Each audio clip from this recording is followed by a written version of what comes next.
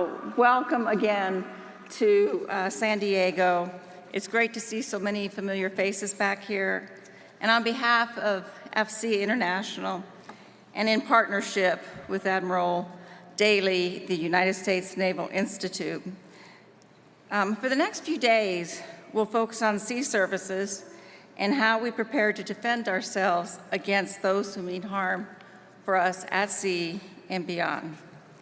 I want to offer a special thanks to the members of the San Diego chapter for a fun Super Bowl reception.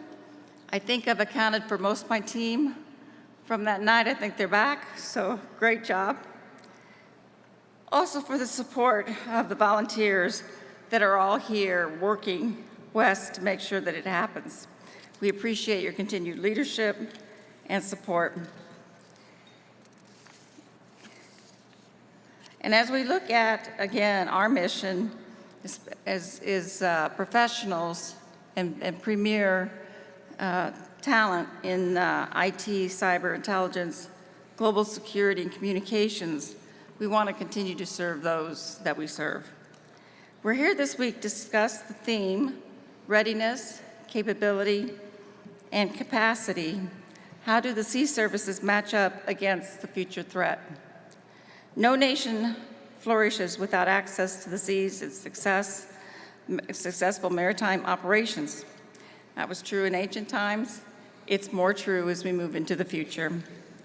While our adversaries, in particular China, try to exert influence across the Pacific region and aggressively modernize their militaries, we must not only keep up, but come out on top to keep the peace and alleviate concerns over control of global waterways. Cooperation among the Navy, the Marines, and the Coast Guard is the key to success in generating a balanced hybrid fleet that includes undersea, surface, and power, aircraft, carriers, and expeditionary land forces. Unmanned and manned systems will work together to increase the fleet capacity and expand the ability to distribute the forces, providing the data needed to form an actionable operational picture. We're going to talk this week about joint all-domain command and control and how that's going to tie the technologies together.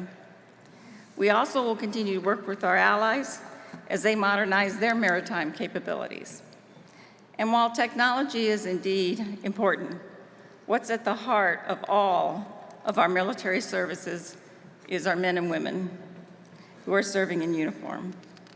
Having dedicated professional military personnel in the United States and partners and allied forces will always be our key differentiator. Human courage and ingenuity will determine who ultimately dominates the maritime domain. We will explore all that and more in the next few days, and I'm sure that you all are looking forward to it. Once again, thank you for joining us at West. I trust you'll have a productive conference, and oh, by the way, happy Valentine's Day. I'm sure your spouses aren't very happy right now. It's now my distinct pleasure to introduce West's opening keynote speaker, General Eric Smith, the 36th Assistant Commandant of the United States Marine Corps. General Smith was commissioned in 1987 upon graduation from Texas A&M, go Aggies. He has commanded at every level. His command assignments as the general officer include Marine Corps Forces Southern Command, 1st Marine Division, 3 MEF, and Marine Corps Combat Development Command. He brings a wealth of experience and information and expertise, and we're delighted to welcome him to the stage as our kickoff speaker. Ladies and gentlemen, please join me in welcoming General Eric Smith.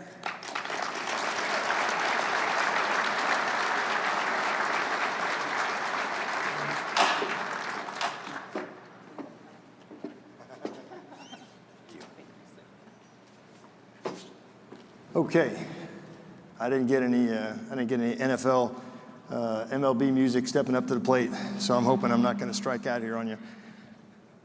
So Admiral Lawrence, Admiral Daly, for all of those that are here, thank you for being here, for allowing me to be here on behalf of our Commandant, General Dave Berger. Truly an opportunity, and you got a grateful participant in me for being here with this crowd, getting to see some old friends, partners in industry, Marines, sailors, Coast Guardsmen, allies, and partners, so thank you. I was asked to talk about global security challenges in the 21st century. That's not a problem. We can absolutely talk about that because there's lots of them. Everybody knows them, and that is China, Russia, DPRK, Iran, violent extremist organizations. Those are them. China leading the way as the pacing threat, the pacing challenge. What I thought I would do today is go into three parts. The threat, what are they doing? What is the Marine Corps doing as part of a naval and joint force? And then what do we still need? What do we need from people in this room? What do we need from people around the country to continue and to accomplish the mission? And then I'm gonna do question and answer. I'm gonna try to go 50-50 because at the end of this, 30 minutes and 30 minutes. Because at the end of this, I have to go like immediately to meet with General Morris, the commanding general of our Western Recruiting Region and Recruiting Depot, and then over to see the recruiters at Recruiter School, because that is a strategic challenge right now is recruiting. We can talk about that for a sec. So I'm not trying to run the clock out on you, but I really, really am going because I am, the Commandant or I-1 have to be in the National Capital Region, so we're kind of tag teaming. So I'm gonna be on a plane here in a few hours going back so that I can let him go out and he's the boss. That works out pretty well. So he wants to travel, that means I'm not. But I got to spend a little bit of time yesterday up at School of Infantry, and I'll talk about that. So what's the threat? What are they doing? What are we doing? What do we need to accomplish? Before I do that, I would like to make sure that is that too loud for y'all in the back? That's pretty loud. Maybe I just got bad hearing. What I would like to do, so if they can turn that down just a little bit, because I'm gonna get loud here in a minute, because I am a Marine. Okay, that's better. Now I feel like I can be loud and not speak in hushed tones, because that is un-Marine-like. So here's a couple of scene setters. We should make sure that we have terms of reference, TOR. We should have those terms of reference correct, so we start off on the same sheet. The Marine Corps. What are we? Who are we? Here's what we are. We are an amphibious force. We do amphibious assaults. They may in fact be smaller or slightly different than in days of the past, but we seize or defend advanced naval bases and execute land campaigns in the furtherance of naval campaigns. We're built as combined arms teams for service with the fleet. Title 10, Section 5063. That's our Title 10 mission. We are an amphibious force. We will fight from and return to the sea, all stop. We are a MAGTF. We're a combined arms force. We are still producing Marines, just like we always have, only better. And I'll talk about that in a minute. We haven't lowered our standards one bit. There's a recruiting challenge. So you say, we should be giving out recruiting bonuses. We don't give recruit bonuses. Sometimes we'll do $8,000 for a very special skill set. The reason that we don't give bonuses, hey, your bonus is you get to call yourself a Marine. That's your bonus, right? There's no dollar amount that goes with that.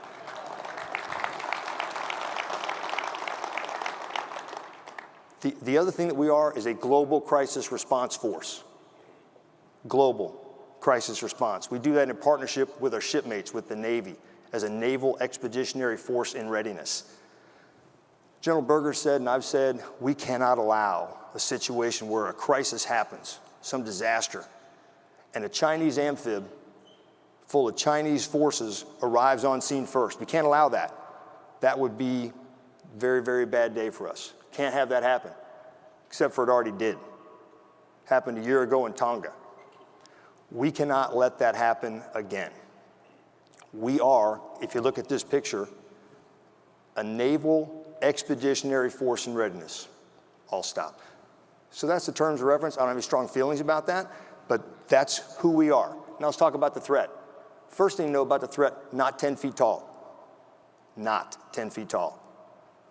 Our last fight, captured on somebody's iPhone 14. Their last fight, captured on oil and canvas. So they don't have the experience that we have. They don't have the people that we have. If you're going to take a lesson from the Ukraine, far too early to take too many lessons, you take the lesson that we've learned over and over, which is that the fighting spirit, the will of an individual soldier, airman, Marine, Coast Guardsman matters. We're still building Marines. So what does the threat have? They are absolutely expanding. Their anti-access area denial web, I won't say it's an umbrella because that makes it sound like it's impenetrable, and it's not. It is growing. Ranges of missile systems are growing. They're growing the number of ships. They're growing the number of amphibs, multiple per year. Again, multiple per year. They are working cyber. They're working space. They are doing long-range ISR. They are enhancing capabilities. Fortunately for us, unfortunately for many, they're also doing the opposite of us, which is we're creating friends, they're not. I'm talking about behavior. They're threatening neighbors. They're doing debt traps. They're violating sovereignty, air and maritime, of multiple nations. That's their behavior. They're practicing unsafe intercepts in a free and open Indo-Pacific. I'm not talking about people, I'm talking about behavior. But they are building some capacities. They're working on their undersea, they're working on aviation. Many of those aviation plans taken from us through the theft of international property. So are they growing? Yes. Far from 10 feet tall. Because we have the allies and partners that they would like to have.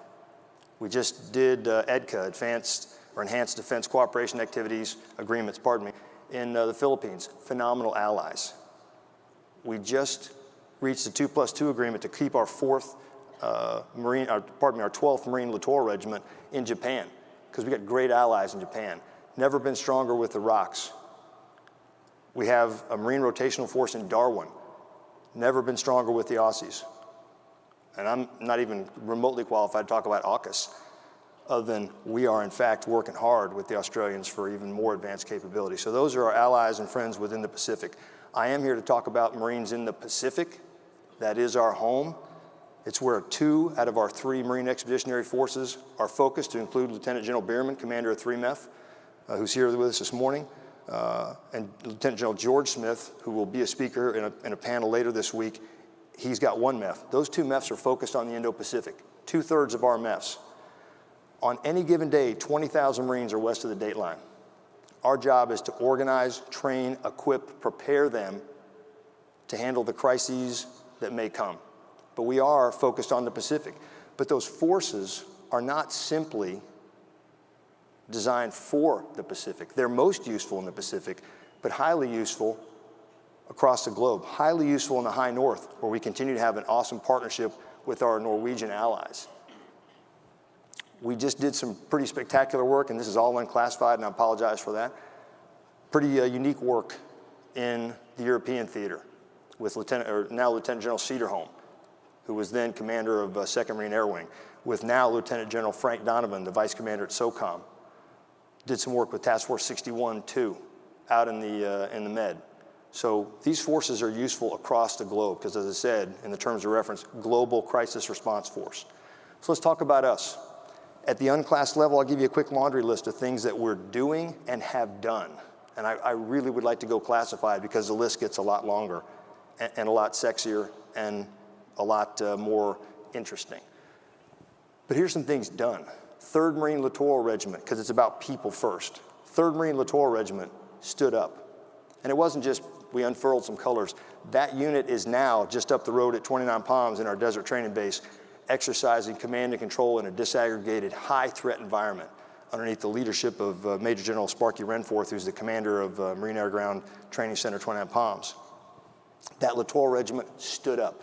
As I mentioned, the 12th MLR approved to stay in the 1st Island Chain in Japan.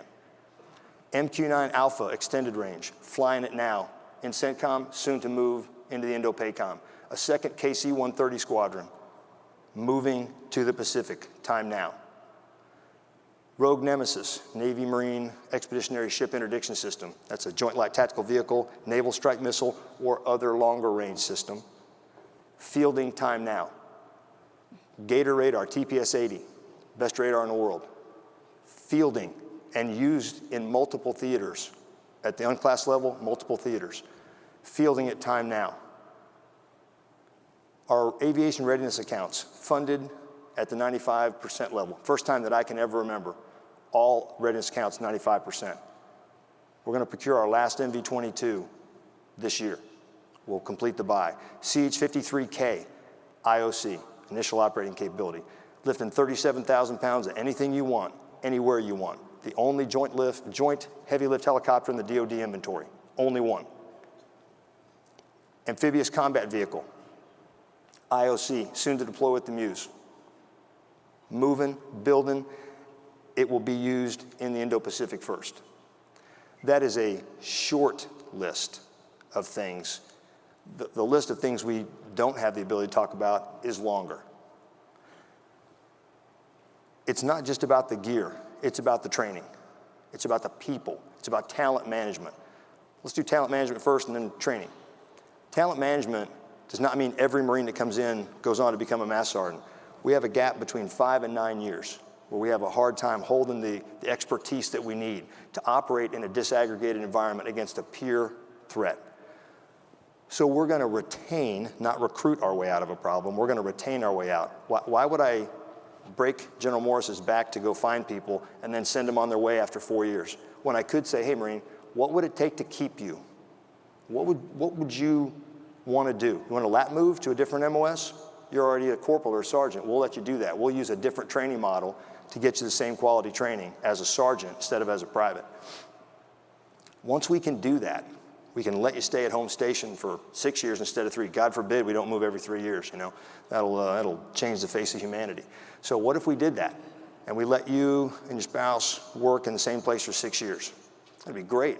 We don't call that homesteading anymore. We call that being smart. What if we wanted to say, you know what? It's going to take a staff sergeant instead of a sergeant. Again, I'm not talking master sergeants. I'm talking a sergeant instead of a corporal, staff sergeant instead of a sergeant, a major instead of a captain. What if we did that? And we kept that experience that we've built up through all the exercises that we've done. What if we did that? And we held that 5 to 10 year range where we currently have a problem, so that we have the forces ready to fight tonight, because we are the fight tonight force. That's all talent management is. Sometimes people get excited about lateral entry. You know, we're going to bring somebody in who really shouldn't be a Marine. Well, here's a news flash for you, for those that don't like that. And I used this the other night at the Marine Corps Aviation Association dinner. Lieutenant General Frank Peterson, the iconic Marine aviator, happened to be the first African-American fighter pilot in the Marine Corps. So Lieutenant General Peterson, a destroyer is named after him, appropriate, because he was a destroyer of things in Korea and Vietnam. He was enlisted in the Navy, went on to flight school, and at flight school decided, I'm going to be a Marine. And he became a Marine. Poof. That's lateral entry. Anybody's got a problem with that? Come talk to any aviator in the Marine Corps. But bring your A game, because they're going to fight you if you want to say that General Peterson lat moved his way into the Marine Corps. That's what we're talking about for lateral entry. Training education, modernized. I was just up the street yesterday at Camp Pendleton. I got my boots dirty for the first time in 6 months. I didn't know what to do with myself. It was the best day ever, right? So I'm up there running around with my grunts, because I'm an infantryman, I'm a grunt. They're doing what we always said we were going to do. We took basic infantry training from 8.5 weeks and made it 14. You think 8.5 was hard? Try 14, right? We take a squad, 13 Marines, and a single sergeant or staff sergeant takes that squad right out of boot camp, and they stay together for 14 weeks. The same instructor, a future squad leader, has to teach them tactics, patrolling, offense, defense, weapons, call for fire, communications. And that squad leader then returns to the fleet as the best squad leader we've ever seen. That unit, that squad of Marines who stayed together for the whole time, learning to solve problems as a team, to operate in a disaggregated environment, they then go to a battalion together. I mean, wow. I mean, how did we not do that 30 years ago? That's what's happening right up the street at Camp Pendleton today. They're producing a better infantryman than I have seen, and I've seen a couple. So that's a small snippet of aviation, or of training. Aviation, same thing, with some great simulators in the T6. So that's the difference in training education, a thing called Project Tripoli. Trying to move ourselves from previous training models to a training model that's quick, it's on time, it's better. So that's all the things that we're doing. What do we need to do that? Well, first, we need, and this is going to shock you, I know, 31 amphibious warships and 35 landing ship mediums. Commandant of the Marine Corps in the last National Defense Authorization Act was given the authority to set the requirement for amphibs, and he set it at 31, minimum of 31, and 35 landing ship mediums. Used to be called the law, but landing ship medium. That's the minimum number required. That's based on some virtuous and righteous research, data, and experimentation in wargaming, that number. It's also based on the fact that, per the guidance from our Secretary of the Navy, we have to ensure that our Marines have the tools, the ships to train with, and our sailors have the ships to train with. Because you don't want, the first time you go out the door to war, like tonight as a Fight Tonight force, that should not be the first time a young first lieutenant is landing a 53 or an Osprey on the deck of a pitching, rolling amphib. They deserve to have the opportunity to train to that over and over in peacetime. A young Lance Corporal moving their ACV into a wet well and pitching and rolling deck in 2 or 3 footers, they shouldn't be doing that at night on the way to a war. They should be doing it today over and over and over again until it's just rote. That's why that number is minimum 31 and 35 LSMs, because that's part of organic mobility. So what do we need? We need organic mobility, and I'll explain the why. Organic mobility is amphibious warships. It is KC-130Js, it's CH-53Ks, it's MV-22s. Because of the joint force, a part of it has to be out there, organically mobile, ready to set the condition, ready to campaign with our allies and partners to a position of advantage, such that if deterrence fails, we can strike. We can sense, make sense, pass target quality data, thicken kill webs. You have to be out there every day, inside the weapons engagement zone. You have to be doing that every day with organic mobility. If you don't have organic mobility, then you're just standing in line waiting for strat lift like everybody else. That's a linear target. I know what I do with linear targets. I cut them in half.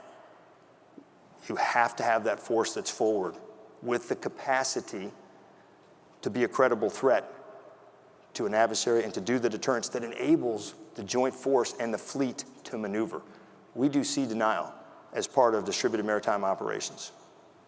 That's how the joint force gets enabled for movement into and out of the WES. When the fight starts, there's a saying right now, when the fight starts, there's only going to be 2 kinds of Marines inside the WES, submarines and US Marines. Everybody else got to fight their way in. We're already there with those 20,000 Marines, and that number can grow because on limited notice, limited, quote, unambiguous warning, with organic mobility, you move to strategically predetermined positions. You're not flung out across the first island chain.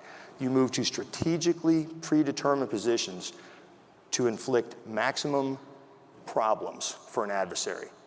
And then you thicken those kill webs. You use your eyes, ears, and sensors to thicken the kill webs for the joint force. That's what you do. You cause problems for the ISR network for an adversary. Otherwise, again, they're looking at a single linear target. You don't want that. That's the stand-in force concept. Those forces are there. We're just making them better. There's a challenge logistically, which I fully acknowledge.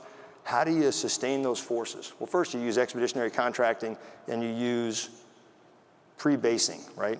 You use what we would talk about as the global positioning network or pre-positioning. And then you make sure that what you're moving is lethality. The other things can be pre-based, pre-staged.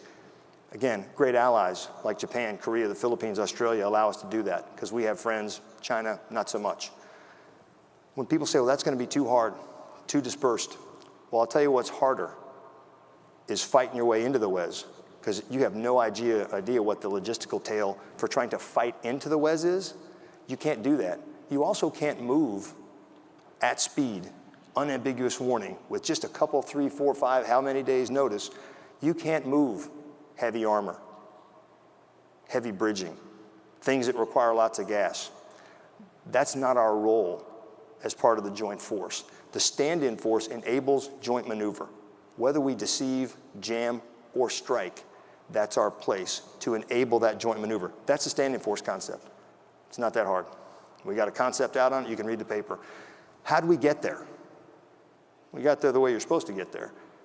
Very clear, definitive guidance from a commander, our commandant. Then we went through a virtuous cycle of concept development, war game, experimentation, and feedback. About 35 war games, 19, 20 service level experiments, 20 to 25 studies, and constant feedback. That's how you get there. You don't get there against a pacing peer threat by doing very tried and true, talk about it, 5 years later develop it. That does not work. The Nemesis, the Navy Marine Expeditionary Ship Interdiction System, basically about a year from chop shop to shooting a naval strike missile. That is stunningly fast. That is stunningly fast. Here's what we need to continue that. We need the continued support from Congress that we already have. We've briefed Congress at the highest levels, and I mean that two ways. We've briefed the highest leadership within the Congress and at the highest classification levels within Congress of what we're doing. And their answer was, do that faster. And they have been very good to us in terms of funding. They have ensured that we have what we need, and that when we moved pieces around within our Corps, they let us keep those dollars to reinvest, to place at higher priorities that enable the future fight. Because we're not interested in prepping for the last fight. We're interested in fighting the next fight. Lots of people focus on the last fight, and we got a long history of looking backwards. We're looking forward, and it is difficult. It is hard to step off of a secure thing that you know and love and have loved for a long time and move here. But you got to do it. So we got Congress. They're very, very helpful. And I failed to mention one thing, and I'm going to go back. MRIC, medium range intercept capability, tested, moving, going to field it. General Heckel sitting right here is doing it now. We haven't had a longer range air defense system beyond Stinger since our predecessors stood down Hawk batteries. And when they stood them down, by the way, we said aye, aye, and we stepped off and moved because it was a lawful order. Because Marines are kind of all about that. We get a lawful order and we step off. That's what makes us unique. So that Hawk missile system gone, we now have medium range intercept capability that'll expand our air defense significantly from what we have right now. In addition to Congress, we need you, industry. And all those great things that we talked about, MRIC, Gator radar, ACV, Nemesis, Rogue, all cool acronyms, all that great stuff, that has to be moved. So if you say, I love those capabilities, but I don't really want you to have capacity to move them, you have to have capacity to move them. All those success stories that I just rattled off, MQ-9, that's all you. In Texas, we would say all y'all. Okay, that's all you. That is industry and us partnering. Close, cohesive, tight relationship of requirements and needs, and you making it happen. You and your people who are out there busting their backsides through COVID, making it happen. So that's the positive. My job isn't always to just be a cheerleader and be motivated. The negative side is risk. Every delay with a part, every part that doesn't work the way it was advertised, every cost that goes up, that puts risk on one of my lance corporals or one of the junior commanders. That is not a me problem, that's a you problem. The me problem is Marines not using their gear the way we told you that it would be used, that we didn't keep it up the way we said. That's a me problem, and I own that. I got to have you help me own the you problem. As I say, if my vehicle, I won't say which make it has, which make it is, because I don't want to get in trouble here. It's a Ford. I love my Ford. But if there's a defect in those brakes because of a design flaw, or a subcontractor built the brakes and there's a flaw in their processing, and that gets recalled, hey, I'm not paying for a nickel of that recall. And I'm going to wrestle the manufacturer for a rental car, right? I'm not paying for that. We have to get our contracting such that our relationship is mutually beneficial, which it is, mutually respectful, which it is, take it to the next level, because I can't afford delays. Because all that I just talked about has to be done yesterday, today, time now, because it's a peer threat. This is an American problem. We have to get there on time, on schedule, on budget. Otherwise, it's a you problem. And I'm here to help with you problems, and you're here to help with me problems. We got to do that together. That's not me wagging a finger and admonishing, right? We're all a little too old for that. But I'm just telling you what the American problem is. So that's it. I want to end this and take questions on a good note. That was a good note for me. In fact, that was great.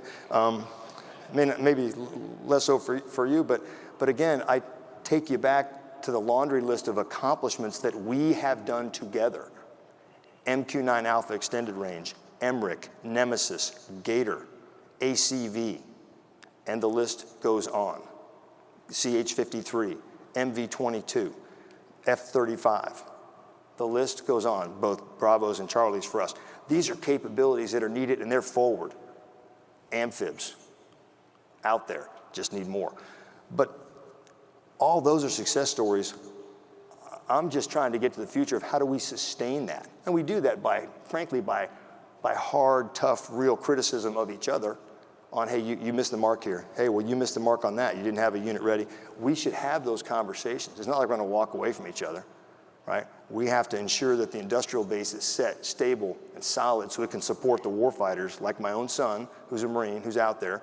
We got to make sure that that happens. And I do this almost every place I go because I think it's important. Would you raise your hand if you got somebody that you love, could be a son, could be a daughter, whatever, serving in the U.S. military today? Somebody you love, could be a nephew, whatever. Raise your hand. Take a look around. Just keep them up, please. Take a look around. I mean, I'm applauding too, but take a look around at the numbers. Hey, this isn't us problem. This is an American problem. We don't want risk passed on to them. And we have got to move today because the pacing threat, they're moving. The good news is, the Marine Corps, we're good to go. We are ready. We are moving as fast as we can to build part of our force to be the stand-in force to enable joint maneuver. And all those capabilities that a stand-in force has, those are useful globally. They're useful in Europe, they're useful in Africa, they're useful in South America, because nobody, no adversary of the five we talked about, Russia, China, DPRK, Iran, violent extremists, none of them want a low signature, highly mobile, highly lethal, highly trained force who's in their backyard striking. None of them like that, which is why I like it so much. So this is where we are, where we're going, and the help that we need to get there against the pacing threat who's moving, but still not 10 feet tall. And our job is to make sure there's a free and open Indo-Pacific. And that's what we intend to do with the stand-in force. And the Marine Corps will still be your global crisis response force, because we can never leave an American waiting at an embassy for an evac. We can never leave an ally and partner waiting to be helped out after humanitarian assistance or disaster relief. That's not who we are. That's why you need that thing right there that Osprey's parked on. That is a whole lot of tonnage of American goodness and American sovereignty that doesn't need access, basing, and overflight. That's why you need 31. Okay, man, all right, I gotta get my pulse down a little bit because it's usually about 50. Right now it's about 75, because I do get excited about this because I've been doing this 36 years. And I do love being a Marine because it is all good right now. Final story and I'll shut up. Aviation. Hey, aviation is rock solid right now. It is rock solid. And here's how I know. Because it's not about PAA. That's how many planes per squadron. It's about people. Tuesday last week, I'm at the U.S. Naval Academy. Admiral Sean Buck, one of the best friends the Marine Corps has ever had. He's a tremendous superintendent. We brought in 260 steely-eyed warfighters to be Marines at Marine Induction Night. 260, we had about 320 wanted to, but we can only take 25%. So we got 260. 75 of them are going to be aviators. They're fired up, and they're high quality. Thursday, I spoke at the Marine Corps Aviation Association dinner, and I talked to brand new lieutenants who were at the basic school on their way to flight school. They are fired up, higher quality than I ever could have. I wouldn't get accepted today. My son's an officer selection officer. He will tell me often, you're not qualified. I would not make it. And then Friday, I went to a winging ceremony at Pensacola. First one I've ever been to, where I saw 24 Coast Guard, Navy, and Marine aviators getting their gold wings. And they are ready to go fight. They're ready to lay it down for the Constitution. So anybody says, oh, we got a problem with Marine aviation, you didn't go where I went last week. because it's not about PAA, it's about people. And we are in a very, very good spot. And what we need from all of you, please help us go spread the word about the value and the honorable service that comes with being in the United States military. National service. We need that because we do have a recruiting challenge. General Morris is going to fix that, JMO. But we need all of you to go out there and tell the story of the value of service, the Sink Harrises that are out there, the Pete Dailies that are out there that use their service to go on to even better things. So please do that when you leave here and just find somebody and ask them to consider national service. Some of them might be Marine sailors, but just national service. That's what we need. Okay, I'm done. I'm going to answer any questions y'all have, and please ask hard ones, and I'll try to be as concise as a guy from Texas with a poli-sci degree can be, but I will promise to be as concise as I can be. Over to y'all. Thanks. I don't take it personally. We'll skip the applause. We'll just go right to questions. So fire away. I'm not even sure what our mechanism is. I guess there's mics out there. I can barely see, but I think I see somebody standing up.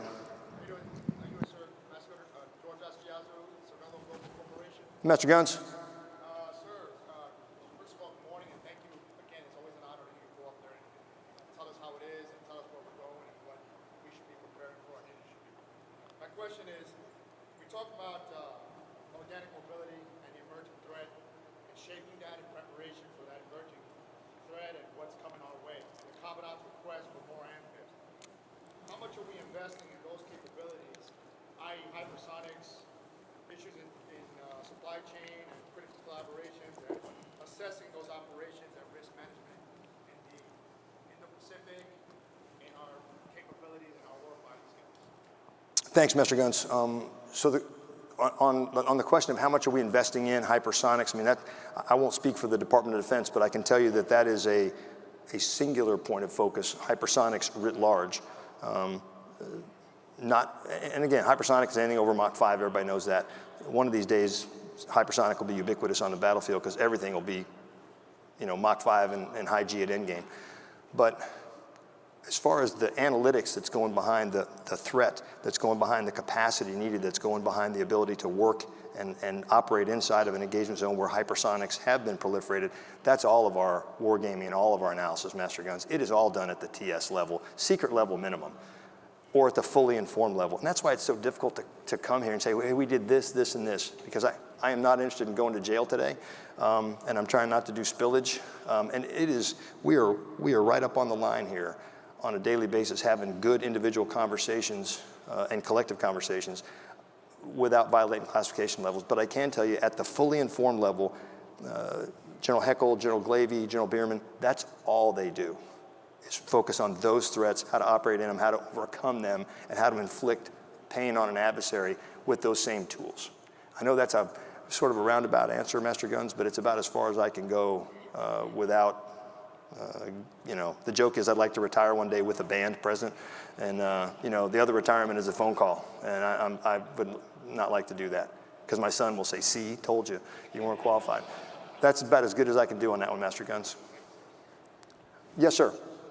Does this thing, oh, yeah, it does work. There we go. Paul Rospol from Systems Planning and Analysis. General, could you talk a little more about the law? I mean, it seems to me there's a challenge to make it both affordable and survivable. So can you talk about where you are with both requirements and acquisition strategy? Absolutely. So thanks. The law, the light amphibious warship, we call the landing ship medium. The answer from us is 35. You need 9 per Marine Littoral Regiment. It has to be affordable because you have to produce it in quantity, because that is your organic mobility with limited days of warning. You move key points to key elements to strategic points, predetermined points. We are trying to move that to I will not get into shipbuilding plan, but 25, 26, it's FY. We are trying very hard to move that as quick as we can so that we begin to produce them in the interim, rather than just sit around and lament the fact that it takes too long to produce things. We've got up to 3, 1 now with a contract for 2 more, what we would call bridging solutions. These are shore-to-shore connectors that we are leasing, stern landing vessels, to begin experimenting and testing out all the details not the concept, but the details of stand-in force. We're also using things like EPFs, Expeditionary Fast Transports, as a bridging solution to the landing ship medium. Survivability is a discussion that I have all the time. Survivability is not binary. It's not black, white, yes, no, 0, 1. Things are made more survivable when you add resources to make their movements more secure, right? Nothing in and of itself is, quote, survivable. So when we find that right balance of affordability and survivability, that's where, and the requirements are rock solid. General Heckle's made them. He sits, and by the way, this whole the Marine Corps and Navy are fighting. He sits on the R3B, the Resources Requirements Review Board. General Heckle does. I used to sit it with my friend Jim Kilby. This is all done together. We agree on the requirements. Now we're trying to move. Back to survivability, if I stick with that analogy that I hear sometimes, these are not survivable, that amphib's not survivable. Well, if I take that to the next step, hey, soldiers and Marines, y'all can't leave the barracks because the enemy's got machine guns. Hey, pilots, you got to stay on the tarmac because there's anti-air missiles out there. Hey, submariners and ship drivers, y'all can't leave the pier because there's ASCMs and torpedoes. I mean, that doesn't make sense. We're part of the fleet. And if the fleet commander determines that this high value package of the assets that we just talked about, all the great things, Nemesis, Rogue, Gator, that they need to move from point A to point B, the fleet commander, people like Roy right here, the third fleet commander will apply resources to get that package where it needs to go. Whether they use a destroyer, deception, brag line steering to confuse over-the-horizon radars, we'll do that. So that's the best answer I can give you. But I think 25, 26 to begin to produce them. But in the interim, we'll use surrogates so we can confirm the concept so when they arrive, we're fully ready to use them. That's a long answer, but a very important question. Thank you, sir. Thank you. Yes, sir. Sam Tangretti from Naval War College. Brilliant presentation, General, and I compliment the Marine Corps for changing the name from LAW to Landing Ship Medium because that's what it is. Yes, sir. You want to maintain at least 31 amphibs. If the Navy decommissions all the LSDs all at once, you're not going to be at 31, you're going to drop. It's a while before you get the ships. Any plans to try to convince them to keep the LSDs? They're got diesel engines, relatively easy to refab. Yeah, great question. So here's I guess the myth that's always out there. And I was just speaking to our former CNO, Admiral Greenert, who we're very fortunate to have here tonight. If you have a personal relationship, which I have with Admiral Franchetti, then nothing's personal. The problem's not amphibs, the problem's funding Columbia, right? I mean, you got to fund Columbia. If you live underneath the protection of a nuclear umbrella, which we all do, you want to fund Columbia and take the pressure off everything else in the shipbuilding account. Both the CNO and the Commandant have said 31. And that's minimum, that's with risk. The LSDs are getting old and need to be decommissioned, but they have to be replaced. The original plan, as you know, was to replace them with an LPD as the LSDs age out. The best Expeditionary Advanced Base Operations platform, the best SIF platform, it's an L-class ship when you have the limited unambiguous warning. And then you move down to LSM. We're not in disagreement about what we need. It's a funding question. And what we don't do is own the Navy POM. The Navy has lots of issues to pay for. I don't have to worry about carriers and submarines. Admiral Franchetti and our CNO do. So this is, people want to make it out because it's good clickbait, that we're fighting each other. Let me tell you, we're always going to fight each other until a soldier shows up, and then we're going to, that was a joke. Y'all missed that one. My dad's a soldier. We're always going to have a discussion about use of resources, but we need a minimum of 31, and every time that number dips below 31, that is increased risk, passed to a combatant commander, passed to a junior commander, passed to a lance corporal, passed to a seaman. So 31's the answer, and we can't accept less. And when it does, we just have to highlight that there's increased risk now for us, for those American citizens waiting to be evacuated, for humanitarian assistance, disaster relief operations. But we're in agreement on the 31. Thank you, sir. Thank you, sir. Good morning, sir. Captain Lau, Marine Air Control Group 38. right. Given the case study over Ukraine, is there an increased push for more radars, medium and short-range air defense, or missile stockpiles, or increasing the rate we should acquire those? Yeah, so great question. And one, thanks for stepping up and serving. I think it's too early to draw too many lessons from the Ukraine, other than the individual fighting spirit of the individual soldier, Marine airman, or sailor. And you don't want to aggregate, and you don't want to commit or emit a very big signature, because that's going to be bad for you. The stockage rates of key munitions, I mean, it does not, that's open source. That's a challenge. It requires, so I would say what we can learn is your shot doctrine has to be right. Your shot doctrine, and I'm not talking about the Ukrainians, I'm talking anywhere globally, cannot be shoot, shoot, shoot, shoot, shoot, shoot a whole lot more, take a quick look, shoot a lot more. It's got to be shoot, look to confirm, shoot if you have to. That's a shot doctrine that preserves valuable stockpiles. The radars, for us, the TPS-80 is the wave of the future, fully populated TPS-80. Shorter range, certainly helpful if it is mobile, if it is useful at range. But for us, the MRIC, the defense piece, and then the TPS-80 along with those anti-air systems that the Navy brings, the Air Force brings, that others can bring, that we could shoot. Because remember, we've said this publicly, anything, if we choose, if it fits in a Mark 41 VLS, Marine Corps can shoot it. So I don't know that we need it, the Marine Corps, need additional. No, we have our TPS-80, we're very happy with it. We just have to make sure that it continues to be mobile and that we don't let it get heavier, because heavy is the death of us if we are a light, lethal expeditionary force in readiness to fight tonight. Does that sort of answer? Yes, sir. Thank you. Yeah, thanks for the work at Max. Good morning, General. My name is Harkins.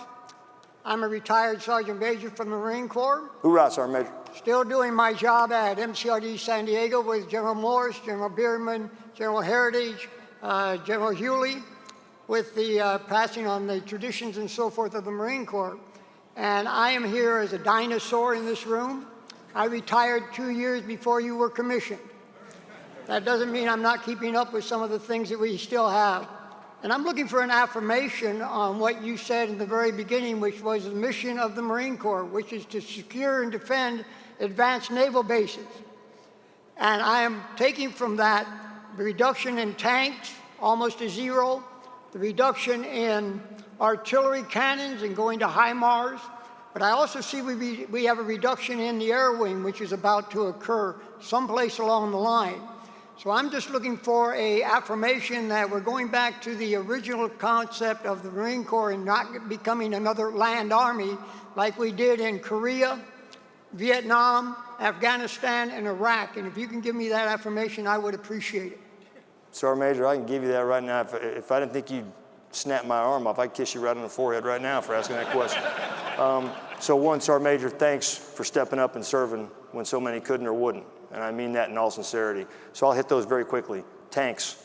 I love tanks. I used them in Iraq. I used them in Afghanistan. I had the only tank company, Marine tank company in Afghanistan up in a place called Shergazi. Love tanks. I can't move them on time to be in a position to do something that I need them to do as the expeditionary fight tonight, seize or defend advanced naval bases. Again, Title 10, Section 5063. That's why they have to go, because I'm killing tanks with a thing called organic precision fires, which I didn't. It's another thing in the list of accomplishments. When you can kill a tank at 90 kilometers, why do I want to bring a tank to kill a tank at 4 kilometers? That don't make any sense to me. I mean, I can do Texas math. 90 good, 4 not. So the fuel, all the maintenance that comes with that, we cannot afford to move that. It's not that they were bad, it's that I can't afford to use them in my current mission. Artillery. Our predecessors, several years back, said, hey, we got to go to longer range artillery. Got to go to HIMARS, high mobility artillery rocket systems, because artillery, 17.5 kilometers. Well, that's not going to get it done on a modern battlefield, I'm telling you. Best I ever did in Afghanistan, killed people with a thing called Excalibur round at about 39 kilometers. And that's one person, because it's about 2.5 pounds net explosive weight when you get that much range. You need the long range in the tens and tens and tens and tens of kilometers for HIMARS, not 17 from towed artillery. Also, as a boat tower, I got a 24-foot bay boat. When you like it to be a 32-footer, but I'm in the Marine Corps, I can't afford that. So when you tow something, it's not mobile. When you are organic, like a HIMARS, you're highly mobile, and you can move in a minute. You shoot, you're gone in a minute. Best artillery unit, well greased, ready. Height of their fighting game, 7 minutes from shoot to scoot, shoot to move. You don't have 7 minutes with loitering drones up there waiting to kill you. You do not have that. So I can tell you, Sergeant Major, that those things and the air wing piece, we absolutely have the aircraft that we need.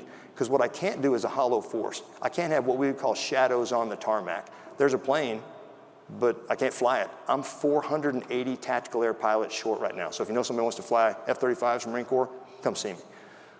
We can't have aircraft we can't keep ready. Our readiness is almost 10% higher than it's been in a couple of decades because we have the right number of airplanes.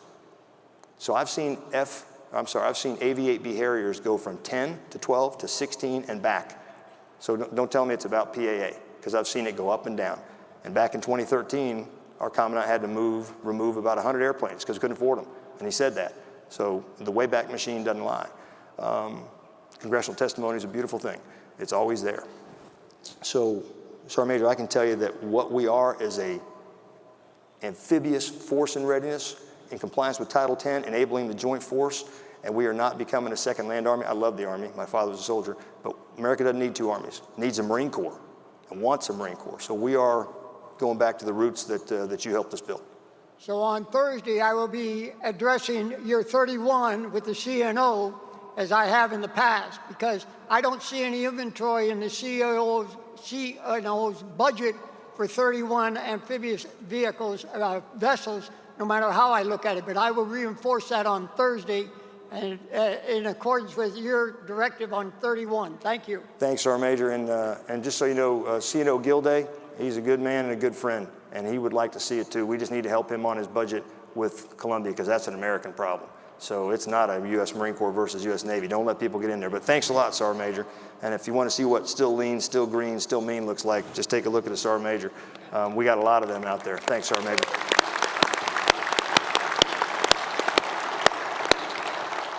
Morning, sir. First Lieutenant Ambar Jolu, Marine Wing Support Squadron 373. Hey, how you doing? I'm doing well, sir. Thank you very much for your time this morning. So going back to your point of it's about people. So addressing the pacing threat, what do you see as the biggest impediment to the success of a Lance Corporal standing a post, looking down the gun sights, and their ability to succeed in the future fight, sir?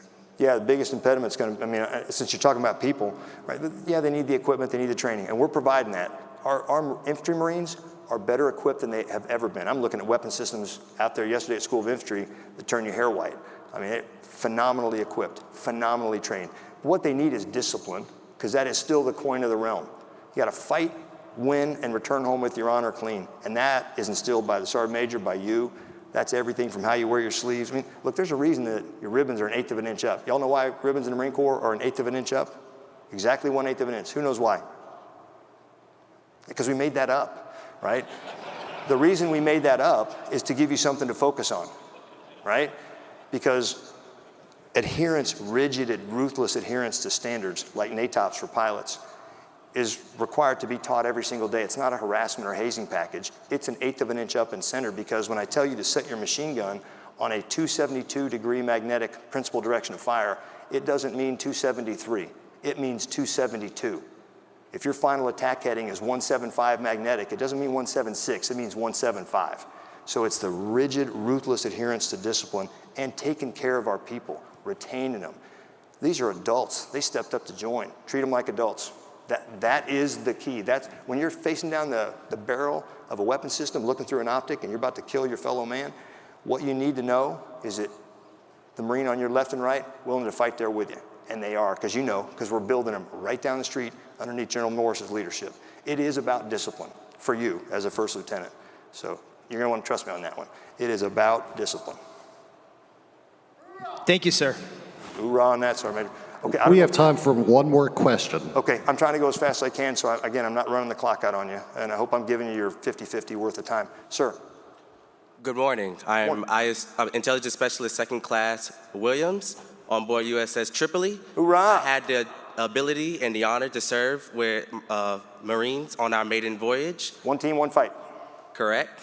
And I wanted to ask, what can we as the Navy specifically and other services provide, or what do you need from us to ensure that we are delivering a lethal force? Yeah, so look, that is a great question. And I'm gonna flip that back around on you. It's what do we need? And it's a team sport, right? It's what do I need from a multi-domain task force, and how do I enable its maneuver so it can bring precision strike missile? How do I ensure that, so every Marine is a rifleman, every sailor is a damage controlman. That means every Marine who's on the Tripoli is a damage controlman. And if you don't want your general quarters station to be your rack, which is below decks, by the way, you better become a damage controlman. So what do we do for each other? Because when that ship is in a fight and it takes a hit, we will fight that ship together. How does the Air Force use an F-35A to go over the top and protect us and enable that entry through a penetrating platform? So what you can do, keep doing what you're doing at Great Lakes. Keep doing fleet battle problems so that that amphibious ready group can, in fact, maneuver, use brag line steering, defeat over-the-horizon radars, and bring that critical cargo of the Navy Marine Corps expeditionary team to the fight at the critical point, such that our fleet commanders put it where it needs to be when it needs to be. You're doing it, brother. You're doing it right now. Because let me tell you something. Like my best friends are sitting at this table. My best friends are sitting in the Pentagon. It's guys like Satan Khan, it's guys like Jim Kilby. Hey, look, we are a naval force. Despite the clickbait that you see, and no offense to the media who's back there, looking for me to say something, and I would be looking too if I was you, but we are not having a fight with the Navy. We are a naval force who's able to fight. People should remember that. So I think, shipmate, just by you being out there, ruthless adherence to standards, to discipline, doing what you do every day for the Navy Marine Corps joint team, that's what you do. Because we are not fighting as a JIFMIC only, or as a CFAC only, or as a JIFLIC only. We're fighting as a joint coalition of allies and partners. That's the deal. And I'll end it with, we got a lot of friends and allies. I named 4. We got lots more than that. Japan, Australia, Republic of Korea, Philippines, all saying, hey, we want to work even closer with you because of the threat's malign behavior. It's good to be us, so keep representing. Every time you pull into port and you step off and you're looking all squared away, because there's nothing sharper than a sailor in Cracker Jacks, nothing, except for Marine and Blues, sorry. You represent America, and that matters to our allies and partners. So just keep doing what you're doing, brother. Thank you. Thanks a lot, shipmate. Thank you. Please join us in welcoming General Lawrence back to the stage. Okay. Wow, what a great start to US. I'm here, guys. You got to play Rocky. We Got to do Rocky. So what a great start to West 2023. I don't know if you could see it out there, sir, but you had standing room only. Deep, a lot of interest in what you presented. All of us in this room should feel extremely safe and motivated as we look into our future. So thank you so much. Thank you. On behalf of the U.S. Naval Institute and FC International, we're going to present to you the book Commanding the Pacific by Stephen R. Tafe. Thank you so much. Thank you. Thank you very much, gentlemen. I really appreciate that. Thank you, man. That was a lot of fun. Thank you, man. After you, man. Sure, we'll do it right here.